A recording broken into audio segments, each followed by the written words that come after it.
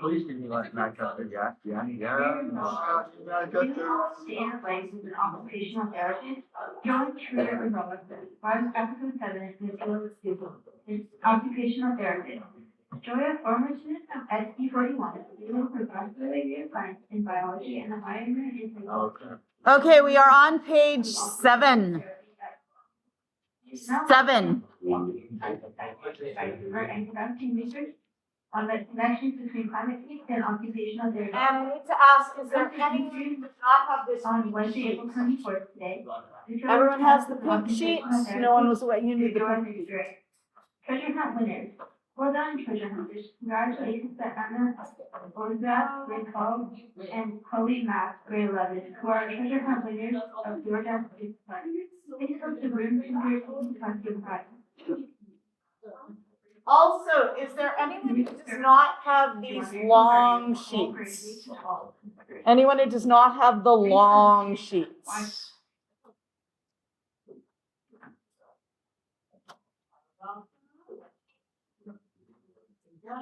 They're just nice for reference. So you don't have to flip to the beginning of your book again and again.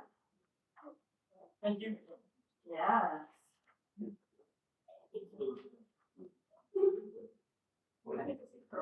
So these long sheets are just nice for reference, and if they can get to the front of your books, over it, and over it. Anyone else have the long sheets?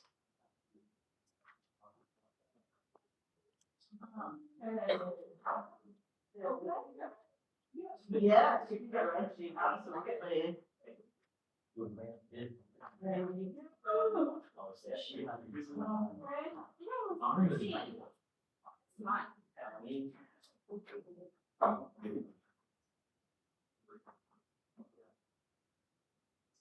And does anyone not have a red zone periodic table?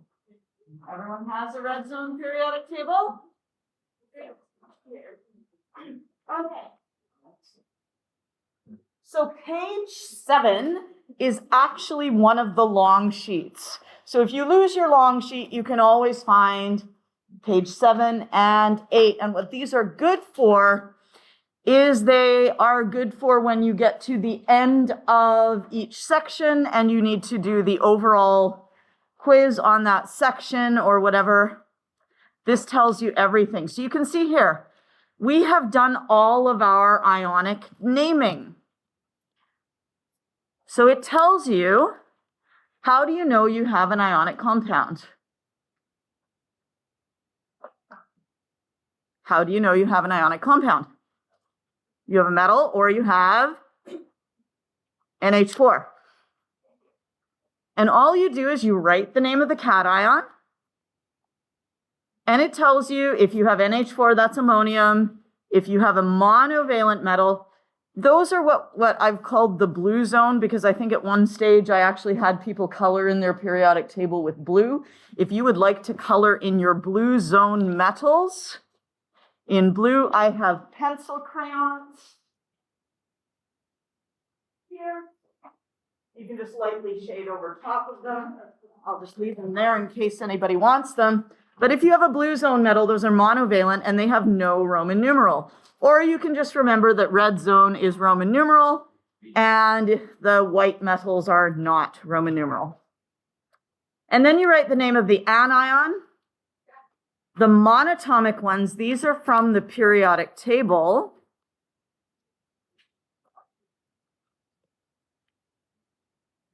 End in "ide." And the polyatomic ions, you just look up the name of the compound. Now, there's an extra little bit over here And that's going to be hydrates, which we're probably going to learn about tomorrow. Okay? I think we're going to learn about hydrates tomorrow. So that is all of your ionic naming. Molecular, which is also known as covalent. So we have two nonmetals, and you would use the prefixes, and the prefixes are all listed for you here. Yes? And that's it. That's all you need to know about that. And probably towards the end of this class or tomorrow, we will learn about acids. Do you guys know how to recognize an acid?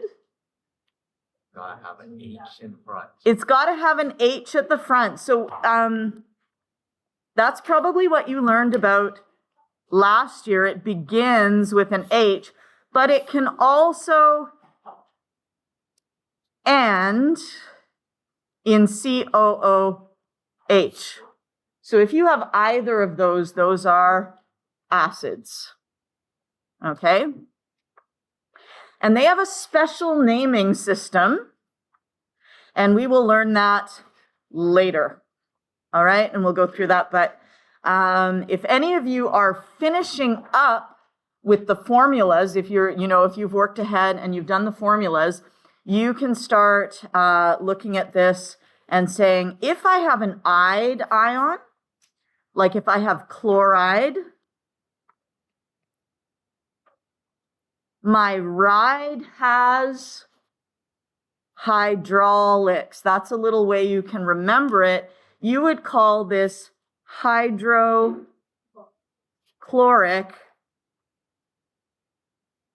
acid. Now, if you have an 8 ion, let's say you had chlorate, then I ate something icky. So instead of having the hydro at the beginning, you would just have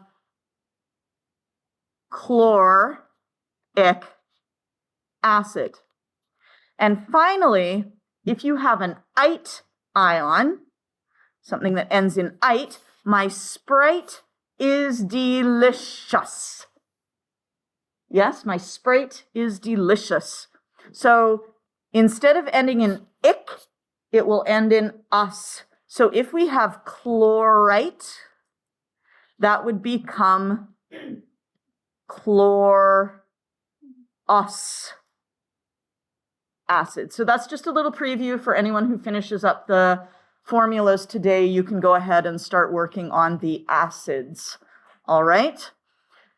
Because I imagine some of you will finish up the formulas today because you just remember it from last year and you're like, I'm just going to scream through these. That's great. So that is page 7. And what we're learning today is page 8, which is where we're going backwards. From writing the name, we're going to give the formula. Do you guys remember how to find a formula given a name for an ionic compound? See if you can tell your partner. Like, let's say I gave you,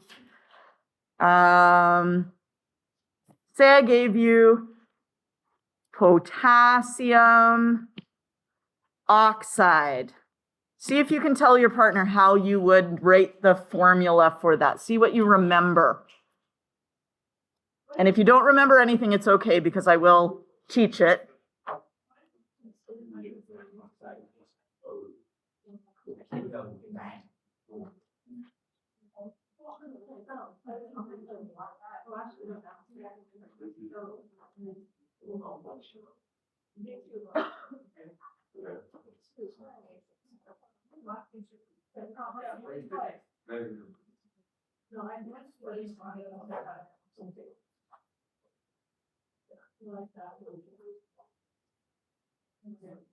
Well, first of all, what type of compound is this? This is ionic. And when it is ionic, the first thing you need to do is write the ions. So you have K, but if it's an ion, what do you need to include? the charge. What's the charge of potassium? 1. It's an alkali ion, so it is +1. Oxide, what's the ion, oxide? O, 2-. Okay, and if you're like, Ms. Spence, how are you figuring out those charges? Then when you have time today, you need to come up and ask me that. Okay, because I'm happy to explain it to you. I'm also happy to give you a periodic table if you need it that has the charges on it. Okay, but most of you will not need the charges, and in grade 12, you don't get the charges. So I like to not give it to you unless you really need it. All right. Now, there's 2 ways to do this. You can either balance the charges,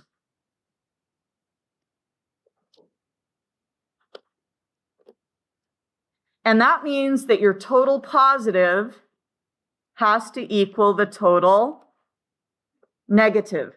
Do the positives equal the negatives right now? No. So you would need to have a second K in order for that to equal 2+, that would balance out the 2-. And if you have 2 Ks and 1 O, what would your formula be? K2O.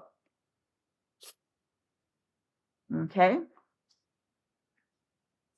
Now, the other way to do it is to crisscross, where we have K plus and O, 2-. Do you remember when we were writing the names, we took the numbers and we crisscrossed them upwards? This time we're going to crisscross them downwards. So this plus is going to go down here. And remember, that's a 1+. Okay, and this 2 is going to go down here. So what we end up with then is K2O. And do you notice we got the same result no matter which method we used? Is good? Okay. Now, if you need that for reference, if you need a reference showing you how to do that, maybe it's not here. Let's just see. Oh yeah, here we are. On page 9, there is an example here. We have lead 4 oxide. And I'm actually going to do it over on the side, but you can follow along on page 9 if you want to.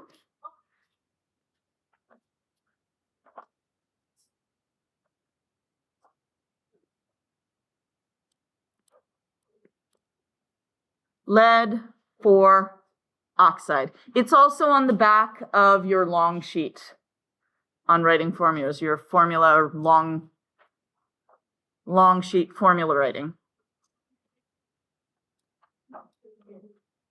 So in order to write the formula, you need to write the ions. So we have lead, which is Pb, and we have oxide.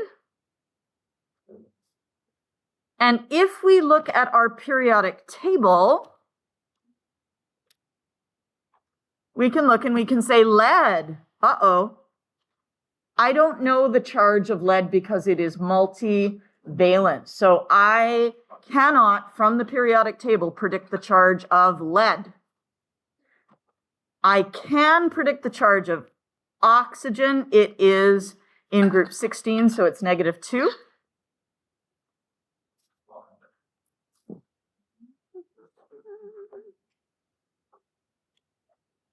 There we go. So I know that O is 2-. Now I do need to know the charge for lead to write the formula. How can I know the charge for lead? The 4. Okay, this Roman numeral just tells you that it is 4+. And then we're going to crisscross. Okay, so we'll do the crisscross first this time. And we'll say we get Pb, and that 2 comes down here. And then we get O, and the 4 comes down here. Now, my question is, do you like that formula the way it is written? No. If you crisscross, you must also check to see if you need to simplify. So basically, it's like simplifying a fraction. If both numbers divide by 2, you need to divide both numbers by 2. Does that make sense? Okay.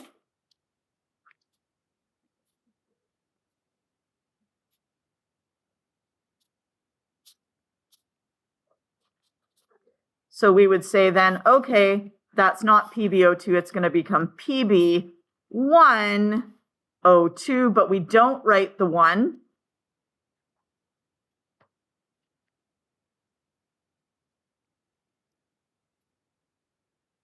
And so we just have PbO2. Okay, so that's one way of doing it, is to do the crisscross. The other way to do it is to say, I'm going to balance the charges. Okay, so we have the crisscross and we have the balance the charges. I have PB 4 plus and I have O 2 minus. I need the total positive to equal the total negative. So I've got a 4 plus here, and in order to have a 4 plus here, I would need an O 2 minus, which means I have PB O2. Is good? Okay. What if I had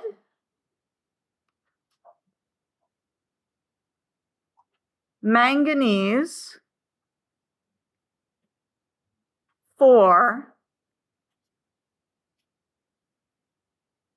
phosphate? This one's nasty. Manganese 4 phosphate.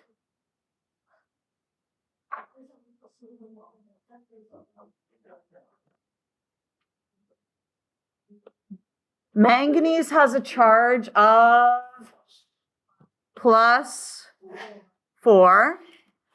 Phosphate, you see that 8 ending, where do you go look? You go look on your polyatomic ion sheet, your pink sheet. So look under P for phosphate.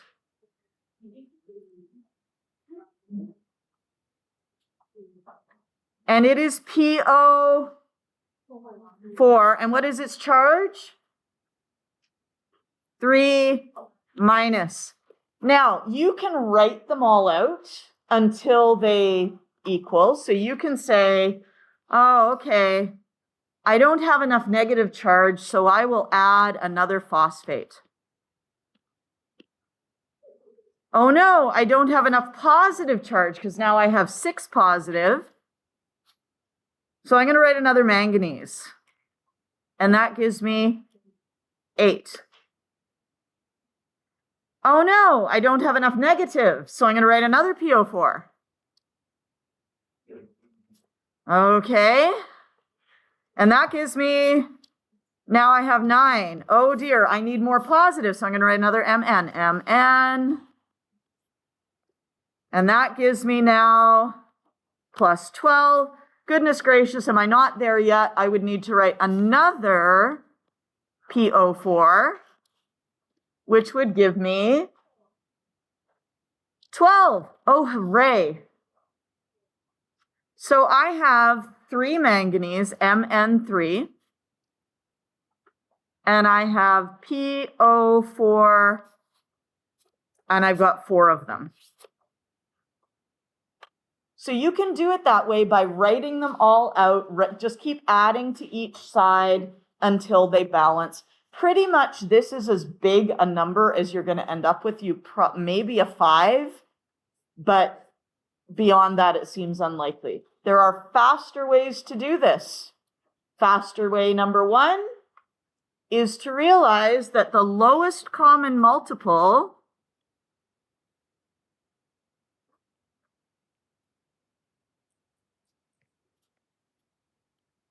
of 4 and 3 is 12. So if I have Mn4 plus, how many do I need to get a charge of 12?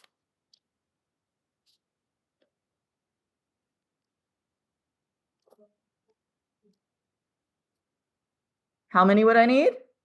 I would need 3. And PO4, 3 minus, how many to get 12?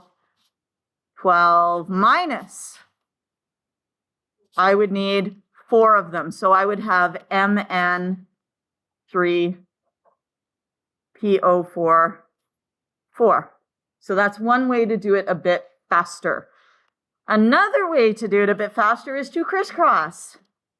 Mn4 plus PO4 3 minus criss cross Mn3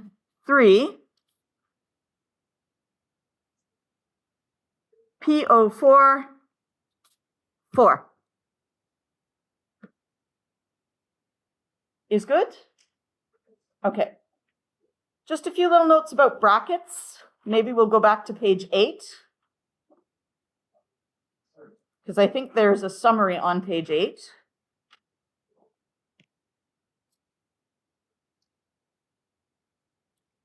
Yeah, there's a whole bunch of things for you to check. So how do you know you have an ionic compound? It starts with a metal or ammonium. So this is page 8. And if you're looking at your long sheet, this is the writing formulas. Whoops, I've made a mess of that. This is the writing formulas flowchart. Okay. Find the charge of the cation. Find the charge of the anion. Write the formula either by balancing the charges or crisscross and simplify. But once you have done that, you need to do a check. You should not have brackets with no number on the outside.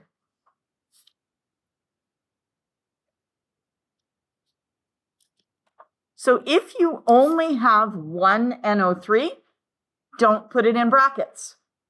So polyatomic ions do not go in brackets if there is only one of them. So if you have one polyatomic ion, no brackets. But if you have more than one of a polyatomic ion, like let's say we have 2 OHs,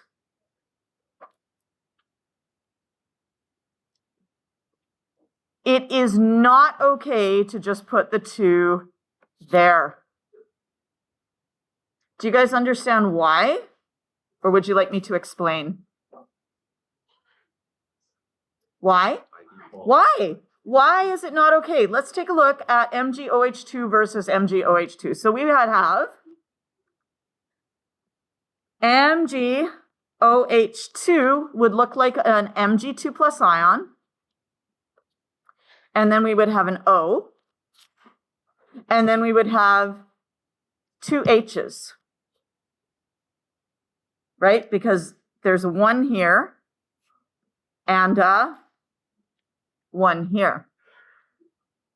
But what we really want is we really want to have an Mg2 plus and 2 OH minuses, because that will give us that balanced charge. We'll now have a 2 minus and a 2 plus.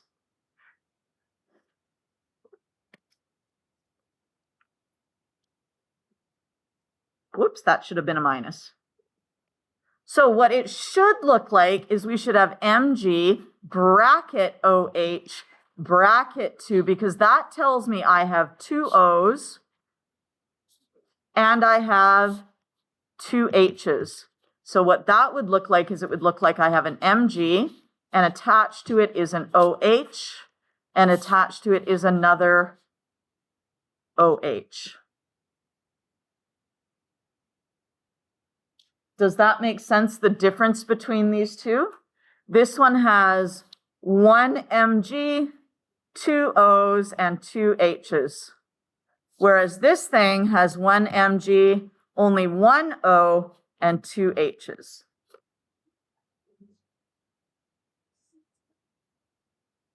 What do you guys think? It's like if in math, you want to take 2 plus 3 and then multiply the whole thing by 2. Yeah? So in math, if you say I have 2 plus 3 and I want to multiply the whole thing by 2, I put brackets around the 2 plus 3. Yeah? That would be different than if I wrote 2 plus 3 times 2. Yes? This would give me 5 times 2 is 10, whereas this one would give me 2 plus 6 is equal to 8. Yeah? And if you find it confusing, don't worry, just do a lot of practice, all right? Just do a lot of practice. So if you have more than one polyatomic ion, you use brackets. If you have only one polyatomic ion, you use no brackets. I don't ever want to see a Roman numeral in a formula. Okay? Roman numerals go in names only, not in formulas. I don't want to see any charges in a formula. Never, never, never. I don't want to see the subscripts at the top because they are subscripts, and sub means below. So they go below the writing. Is good? Okay.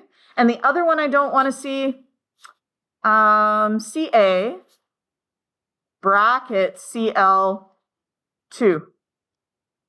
No brackets around monatomic ions ever.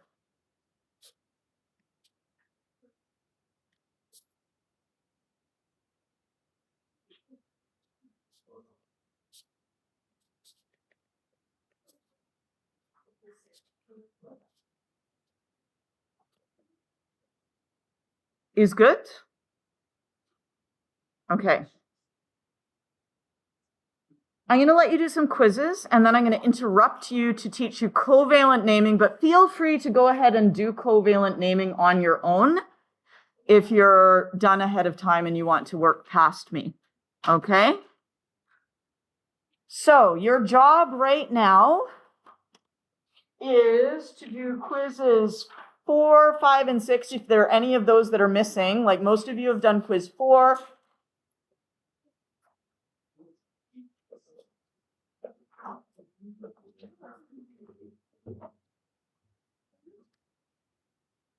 And then you're going to practice for quiz 7.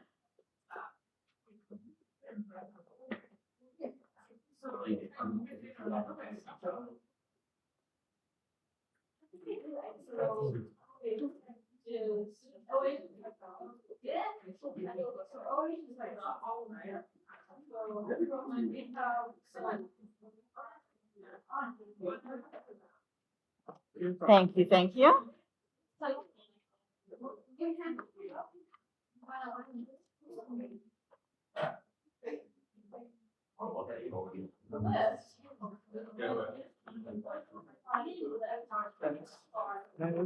Yes.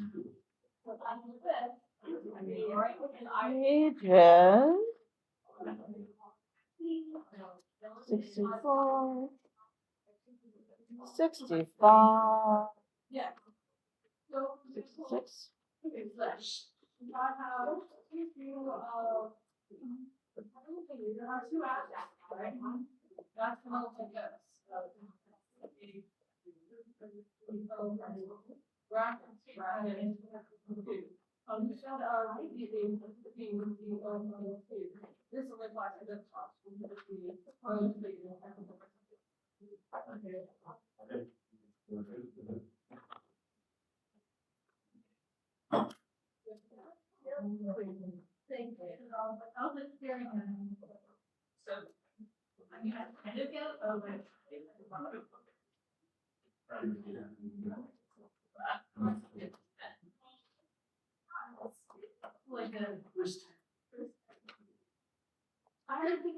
So folks, quiz 4, 5, and 6. Second thing, practice for quiz 7. There's stuff on pages 64 to 66, and then polyatomic ions, pages 70 to 72. And then if you finish that, you can go on to covalent formulas on page 73, read and do those. And the following people need to come and get quizzes back from me. I need to make sure I've got my marks book.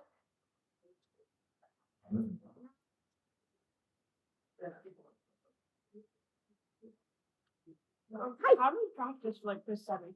For quiz 7, pages 64 to 66 and 70 to 72. Yeah.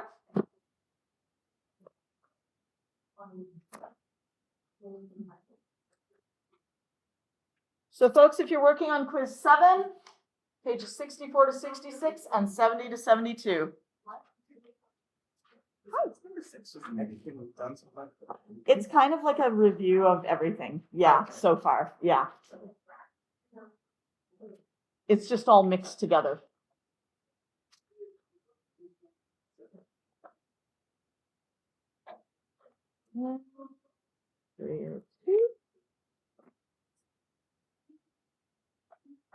Aaliyah, Alicia, Kaya.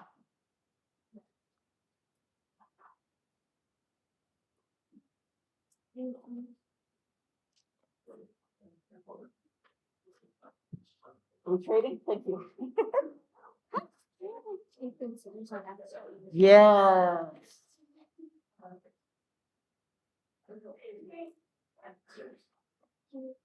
And you wanted scissors? Oh no, that's okay. There's. Are you sure? Oh, Okay. okay. Okay. All right, Leo. Jaron.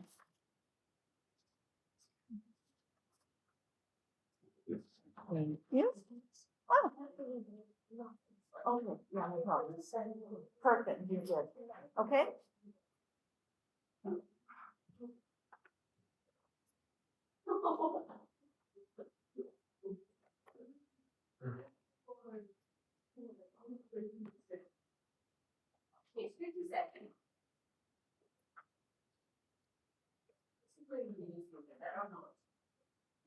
Okay. Gotcha. Press stop. Or pause.